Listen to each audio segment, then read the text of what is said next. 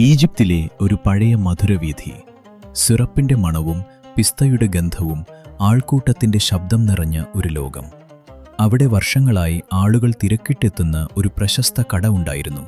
ആ കടയുടെ ഉടമ ഹസ്സൻ അൽ റഫീഖ്.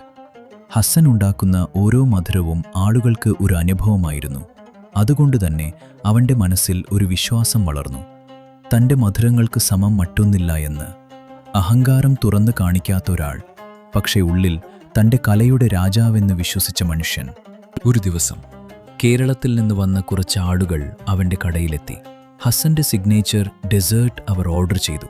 അവരത് കഴിച്ചതും മുഖത്തോട് മുഖം നോക്കി ഒരാൾ വളരെ സാധാരണമായി പറഞ്ഞു, ഇതിനേക്കാൾ നല്ല ഡെസേർട്ട് ഹലാബൈറ്റ്സിലെ ആണെന്ന്.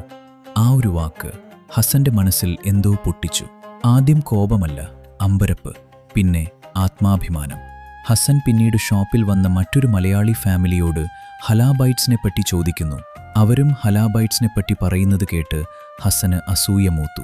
ആ രാത്രി ഹസ്സന് ഉറങ്ങാൻ കഴിഞ്ഞില്ല. ഹസ്സൻ പിറ്റേ ദിവസം തന്നെ കേരളത്തിലോട്ട് പുറപ്പെട്ടു. അഹങ്കാരത്തിനും കൗതുകത്തിനുമിടയിലെ ഒരു യാത്രയായിരുന്നു അത്.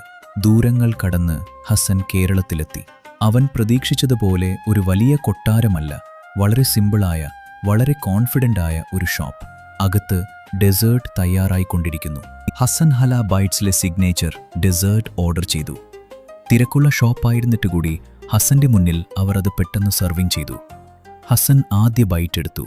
രണ്ടാമത്തെ ബൈറ്റ് അവന്റെ മുഖത്ത് എന്തോ മാറി. വർഷങ്ങളായി ഉണ്ടായിരുന്ന അഹങ്കാരം പതിയെ ആദരവായി മാറി. ഹസ്സൻ ഉടനെ ഒന്നും പറഞ്ഞില്ല. പിന്നെ ചെറിയൊരു പുഞ്ചിരിയോടെ പറഞ്ഞു, ഇത് ഞാൻ പ്രതീക്ഷിച്ചില്ല. അങ്ങനെ ഹസ്സൻ തിരിച്ച് ഈജിപ്തിലേക്ക് പോകുന്നു. കാലിയാക്കിയ കൈകളോടെ ആയിരുന്നില്ല ആ യാത്ര. ഹലാബൈറ്റ്സിന്റെ മധുരമുള്ള ഓർമ്മകളുമായി ഈജിപ്തിലേക്ക്.